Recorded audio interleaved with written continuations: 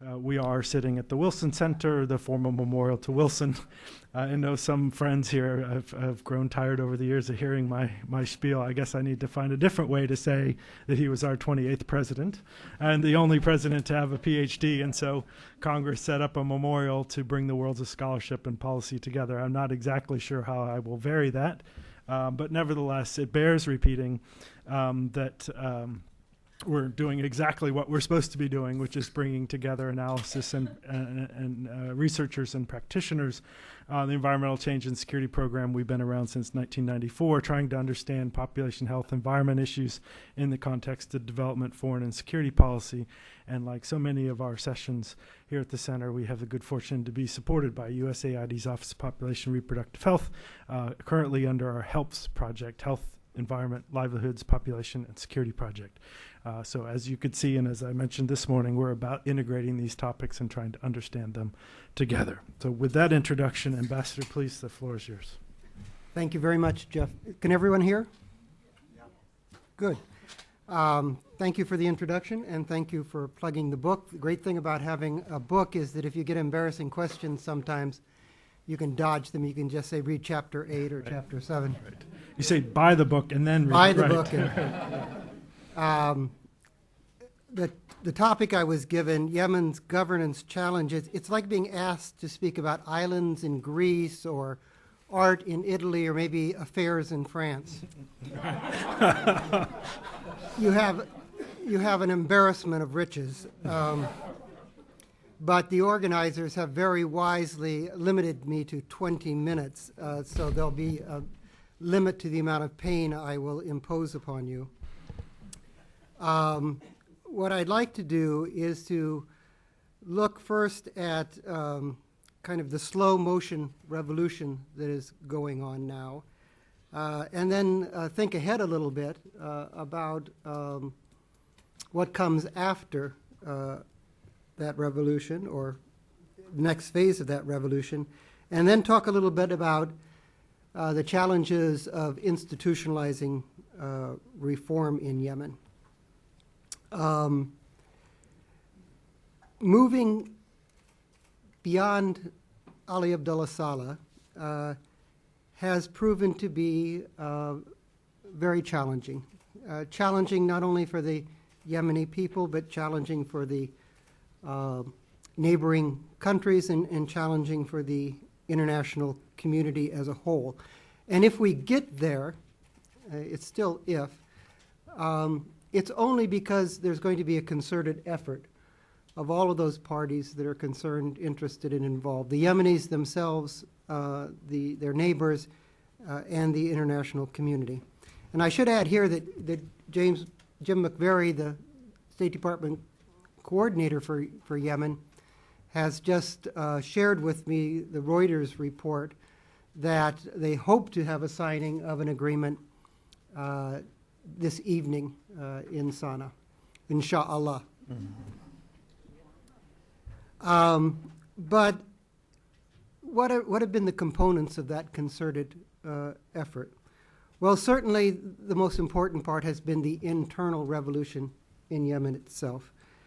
And I think the interesting thing there is that Yemen's political progress was really at an impasse and in many ways going backwards in January of this year when the law was proposed to the parliament to extend the presidential term. And the revolution, thanks to Tunisia, thanks to Egypt, the revolution interposed in here and once again started some momentum for change.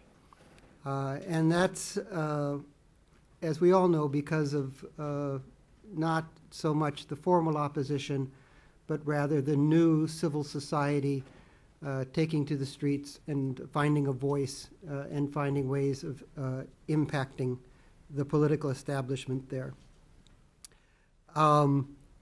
And I don't think I need to talk too much to this group about the intricacies involved here. I would just want to point out a lot of times in the superficial coverage. They talk about the regime, they talk about the opposition, and I think as we know, that's a simplification that really misleads us, because the opposition is not unified, and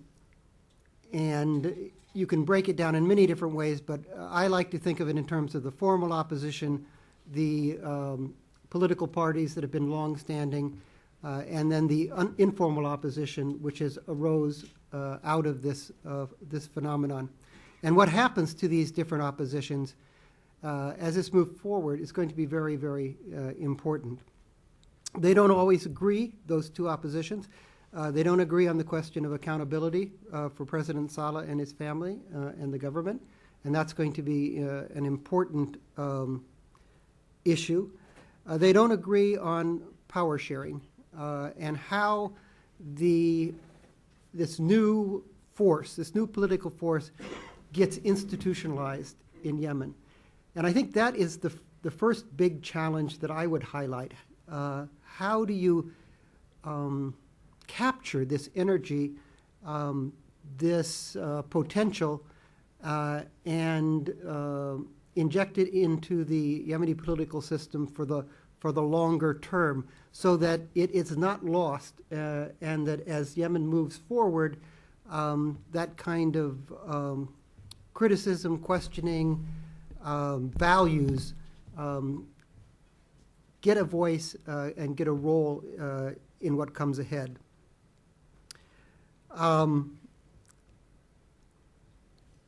The internal dynamic, however, proved insufficient to resolve the crisis in Yemen. It was not, as in Tunisia or in Egypt, that it alone sufficed. And therefore, I think we had the very welcome phenomenon of the neighbors of Yemen, the Gulf Cooperation Council, becoming active and playing what I think is a positive role. This is a new phenomenon, I believe. The GCC has not, in the past, been inclined to take political initiatives like this. They've not been that inclined to deal seriously with Yemen. They've preferred, I think, to put Yemen aside and just occupy themselves with this royalist club that they have. But in this case, they've taken another track, and I think that they have made a positive contribution. We've seen a lot of games playing in this negotiating process. I think President Saleh did not disappoint us in that he was very hard to pin down and coming up with lots of maneuvers. This is a standard operating procedure. But the challenge here is to concert sufficient forces so the president, in the end, does the right thing, and hopefully that's what we will be seeing. Included in those forces, I think, very significantly, in addition to those internal forces that we've already talked about a little bit, is Saudi Arabia and the attitude of Saudi Arabia towards this problem and towards Yemen. And I see, I believe, a greater seriousness on the part of Saudi Arabia, not only in terms of participating in the GCC initiative, but really bringing effective pressure to bear on Yemen, both in terms of interventions with President Saleh and the question of resources going or not going to Yemen. In Yemen, this is how people keep score, and it matters whether you put your money where your mouth is. And I think we're seeing Saudi Arabia and others do that. So this whole phenomenon of the neighbors taking more and more responsibility for Yemen, I think, is positive, needs to be encouraged, and can go much further into realms beyond the political, but rather economic and development. And then I think there's the international efforts. that are necessary. And I know our ambassador has been very active in this. I know the European ambassadors have been active. And I think they've played a constructive role. And I think it's a legitimate role. I know this is a sensitive point for my Yemeni friends who prefer to say, hands off, leave us alone, we'll sort out our own issues. But I think Yemen is different than either Egypt or Tunisia in this regard. And this is why. In Yemen, you have this organization, Al-Qaeda, which has made very, very clear that it aims to attack not only Yemeni interests, but neighboring interests, Saudi Arabia, and the U.S. homeland. So leaders of these other countries don't have the luxury of saying this is a purely Yemeni affair. They have to identify where their national interests are, and then they have to come up with a legitimate and an effective way of protecting those interests. And so that is also in play here. And I think that the international community, too, has made a contribution. And if you look in recent days, the way Saleh and his government has been turning towards the ambassadors, the American ambassadors, the European ambassadors, obviously seeking to retain legitimacy. There is influence that can be brought to bear in this regard and for a positive effect. Okay, let's suppose there's an agreement signed, inshallah. Then you get a whole new series of risks, because you only have to think back to the Oslo Accords with the Palestinians or the Dayton Accords with, in the Balkans to know that an agreement is the first step, and that often in these situations it's much more difficult to implement than it is to reach the agreement. So have a break to celebrate, but then the next day it's very important for all of these forces to get back to work on the question of implementation. And just as it took concerted pressure to reach an agreement, so it will take concerted pressure to implement any agreement. And so this nexus has to be continued and focused effectively. As they do this, I hope that there will be a greater recognition and a greater priority to protecting what has worked in Yemen. Yemen is not a basket case. Yemen has institutions that are worth protecting.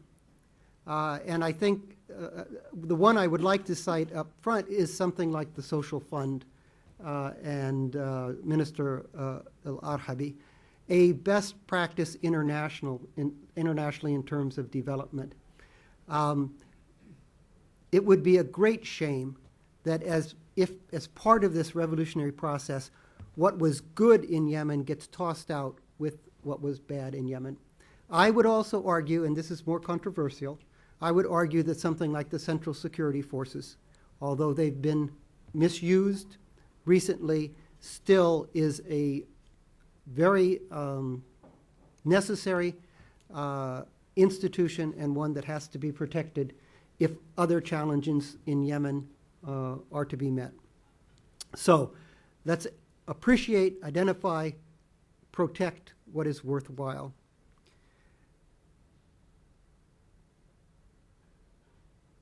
Now, it seems to me that in this next period, there are two challenges worth focusing on related to implementation. One of them is going to be the elections that are mandated by the agreement. And there's not a long fuse for this. Happily, Yemenis have a good history of elections. There's a lot of experience there. The 2003 elections, I saw personally and was impressed. The 2006 elections also had very positive points to them. But after 2006, I think you had backsliding and you had, to some extent, a dismantling of the electoral system. And this needs to be corrected. The Supreme Committee on Elections and Referenda has to be made legitimate again. The voting lists, which have been neglected, have to be dealt with. And there's not going to be a lot of time to do this before the mandated elections. And yet, again, if this process is going to succeed at the end of those elections, the majority of Yemenis have to look and say, yes, those were relatively free and fair. And the international community has to be able to look at those and say, yes, those were relatively free and fair. Now, as I said, the Yemenis are going to take the lead on this. They have experience. They've done a good job in the past. There is certainly a role for international help in this regard. And the institutions are well known, institutions like National Democratic Institute, institutions like IFES, institutions like UNDP. It would be my hope that Yemenis would be seeking the assistance of these institutions and that these institutions would be gearing up to provide that help to the maximum. The last point I would like to make is the point on institutionalizing the reform. How do you handle these emerging political forces so as to protect them and inject them into the political system? I don't think the agreement does that very well, because I don't think the agreement has provisions for bringing them, and I think it's pretty much a deal between the ruling party and the opposition parties. Part of the challenge is that the emerging forces themselves aren't very well organized, and it's hard for them to put forward a leadership that can be incorporated. But let me throw out some ideas that might be useful to keep in mind as they proceed. One idea is let youth vote. If you update the electoral rolls, and if you bring this huge number of young people into the political system and give them that political voice, you will be changing the political dynamic in Yemen, and you will be creating a possibility for younger voices to have greater weight. And so that simple process is important, and then organization of that vote is important. Number two, I would say protect the social network system.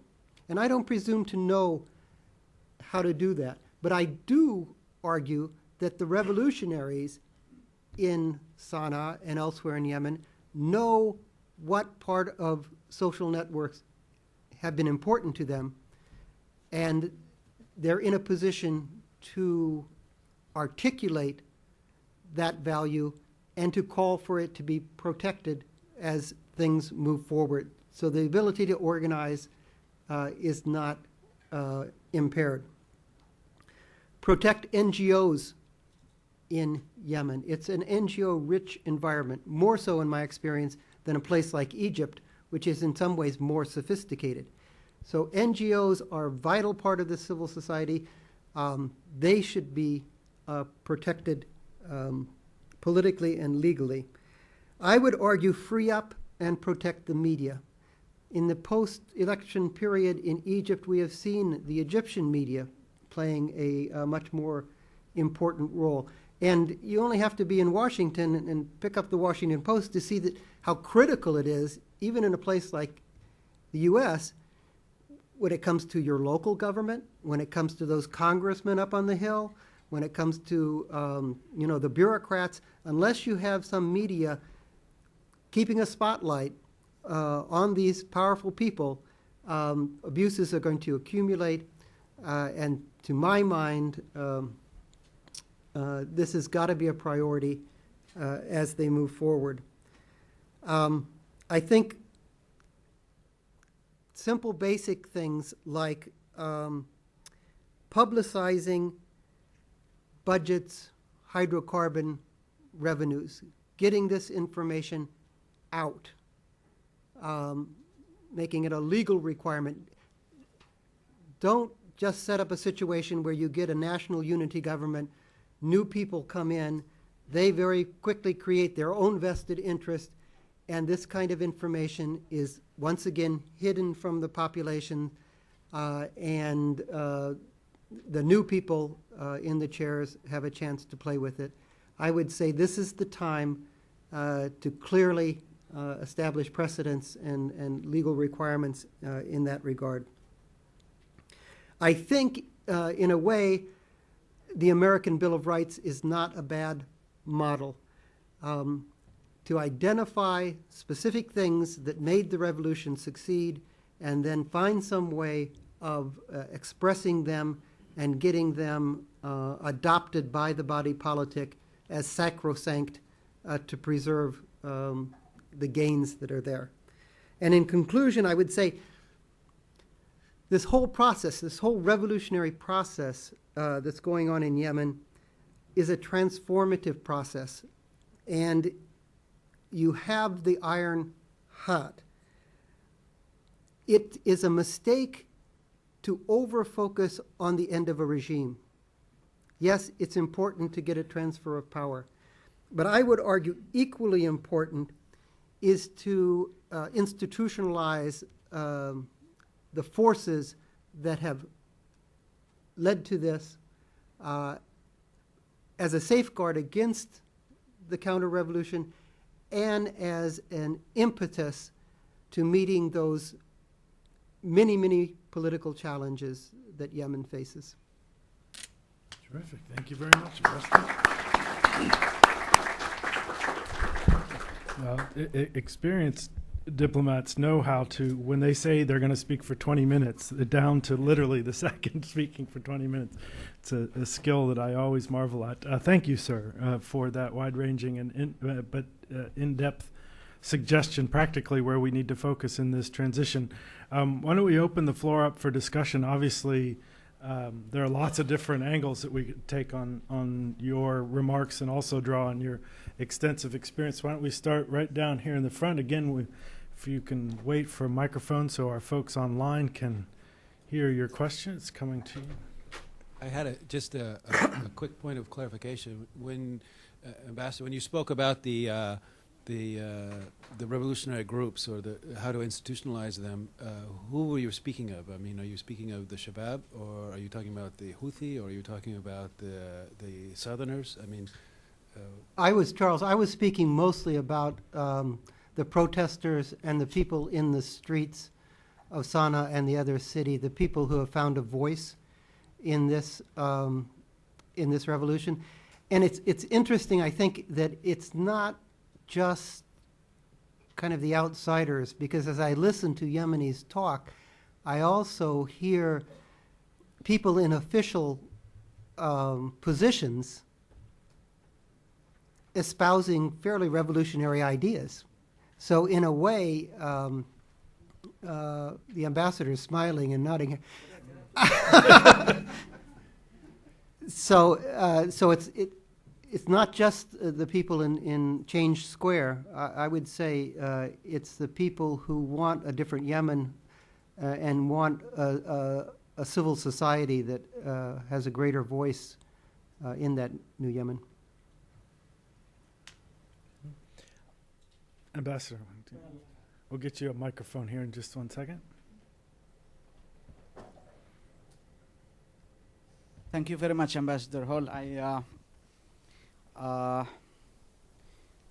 I don't know where to start. You have really condensed this matter very, very well. But you have also the main issues there. I only have to comment on few things. One is the issue of institutions that need to be preserved. I think there we need to distinguish between institutions and persons, because the issue has also been addressed by the young people. You know, if you follow their what they write, what they say, they, for example, if you talk about the national security, they still agree that there should be a national security apparatus there in place, not to be dismantled like what they wanted at the beginning, but they talk about who should lead this. You know, they need change of persons leading that institution. The second issue that I need to maybe bring to more focus is there is still a majority of people who are concerned about what you precisely said about having three groups in play. There is the regime, there is the opposition, and there is the young people out in the street. And the only thing that really groups them together is that they want the regime to go. So they know exactly what they don't want, but they don't know what they want afterwards. This is really what makes a majority of the silent majority, let me say, still not taking sides, because this is a big, big concern. Still a very big concern. The risks after are really huge, you know, and some of the people who have, what you say here, if you cannot beat them, join them. You know, some of the people who were really targeted by the young people have joined the revolutionists. So, and they are really, they're known to be corrupt, they're known to be, you know, and so on and so forth. They were the objective of the revolution is to get rid of them. They have joined the revolution. And everybody is silent about them because they think they can use them and then they can drop them later on. And I don't think they can drop them later on easily. There will still be a huge problem afterwards just to get rid of these jumpers, you know, that came in. That's all. Thank you. Mm-hmm. I would say on changing the people, not just the institutions, or protecting the institutions, but changing the people. That point. Obviously, there needs to be greater change than just the president. There has to be a broader accountability than that. Otherwise, it just becomes a symbolic. My argument is this. In my dealings with the Yemeni government, I experienced many world-class people in terms of their intellects, in terms of their dedication to their jobs, in terms of their effectiveness. I would hate to see that talent denied Yemen as it goes forward simply because of the fact that they were part of this government. My experience, I've served in U.S. governments where I didn't necessarily agree with what was happening in the White House or some of the decisions that were made in the White House. And yet, we find ways of doing our duty and maintaining a modicum of integrity. I think that there are many people in the Yemeni government in a similar situation, and I don't think a clean sweep is in Yemen's interest, given the talent in question.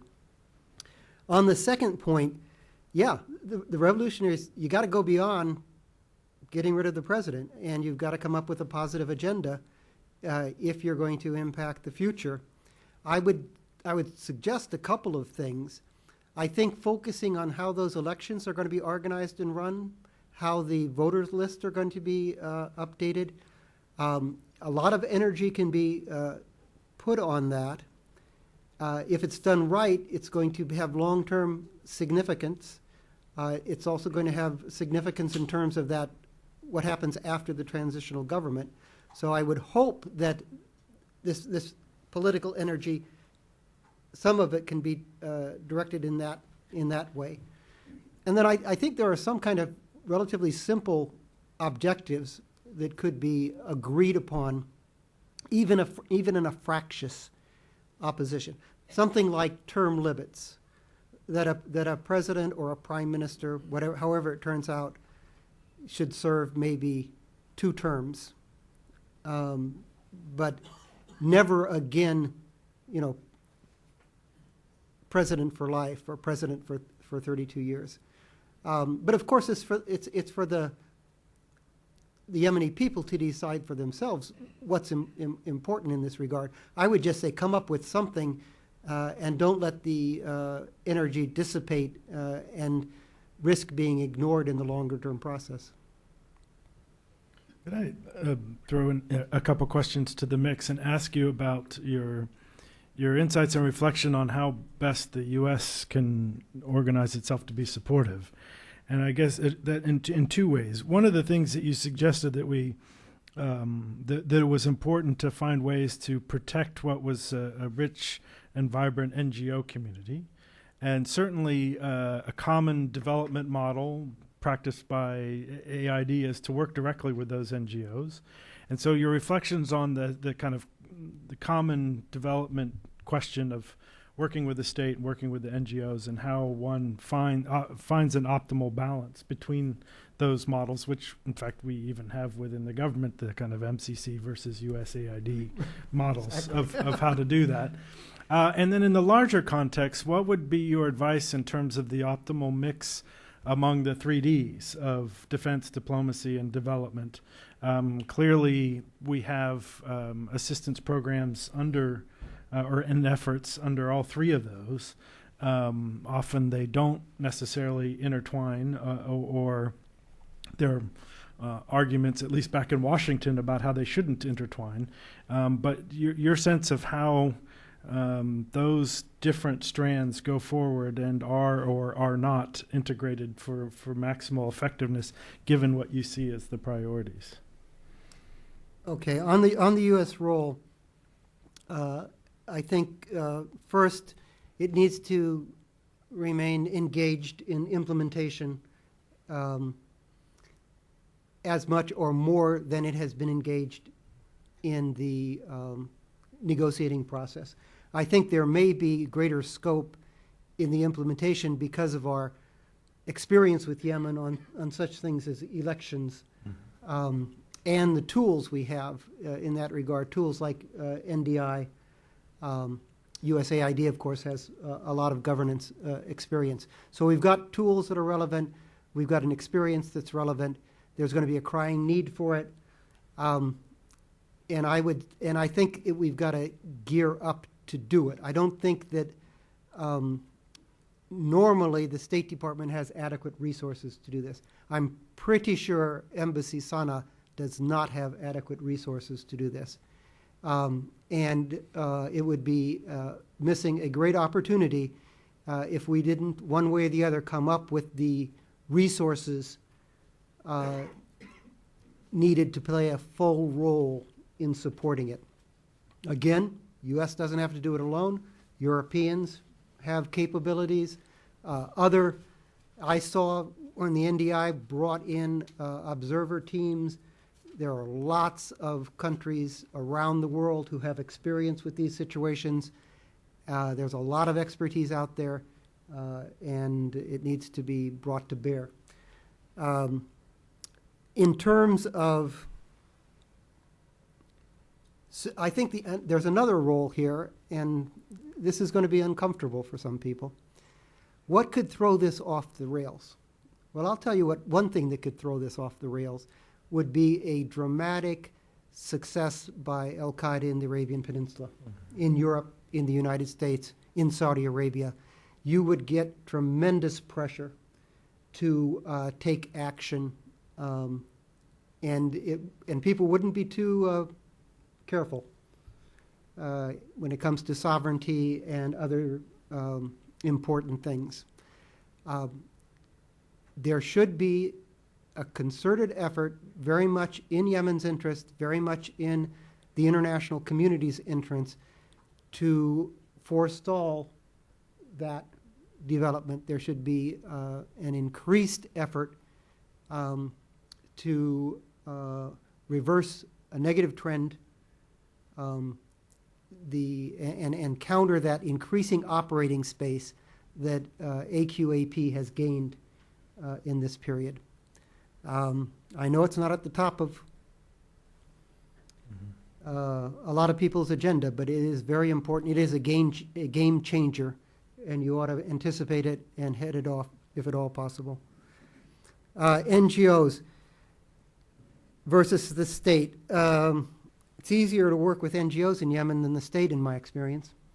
But if you don't get the Ministry of Health doing what it's supposed to do, how do you keep those clinics and hospitals staffed and equipped? So there's a temptation to go to the NGO community, but I think it's one you have to resist, and you have to build capacity in the government as well. So yeah, you got to do it both. Defense, development, diplomacy. We got plenty of defense. Don't worry about that. That's going to be taken care of. You'll also have plenty of intelligence. You didn't mention that. That's not in the initials, but it's there, and you'll get plenty of that. We don't have enough diplomacy. Our diplomatic presence in Sana'a is not adequate. It doesn't begin to be adequate. The ambassador is being asked to do things to make bricks without straw. And you can come up with reasons why this is true. You can talk about Iraq, you can talk about Afghanistan. I don't care.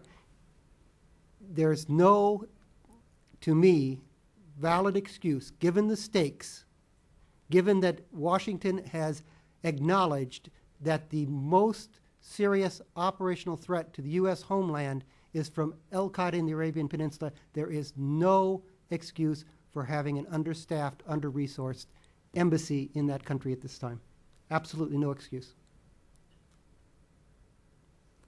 So that needs to be done. And then development, wow.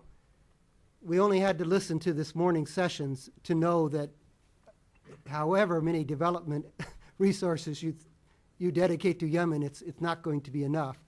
And it's just a question of, I think, convincing the Congress and the American people that the development dollars are well spent in Yemen, because there's a competition for them, you know, Afghanistan, Pakistan, Iraq. And what I think the Yemenis have to realize is that this can't be a one-way street. The United States certainly, but I would argue other international donors will not flow resources where they are not well used. Mm-hmm. And therefore, the Yemenis have to accept the responsibility for reasonable reforms, for effective use of these resources. And my argument has always been that when you can show results, then you can ask for additional resources. Well, I know we have some more questions, but we also have the other session, and we're running behind, not because of the ambassador, but we meant to, given how we wanted to give you a chance to eat, in short. So we've taken the time for that. We have run over. I think what I propose that we do is we take a 10-minute break, and then we'll come back for our final panel. I know there's some other questions for the ambassador. I'd encourage you to come up and engage in the conversation during the break. I want to thank you very much for a rich discussion and a terrific luncheon session. Really appreciate you sharing the insights. And again, the book information is out on the table. I urge you all to pick that up as well. So join me in thanking you.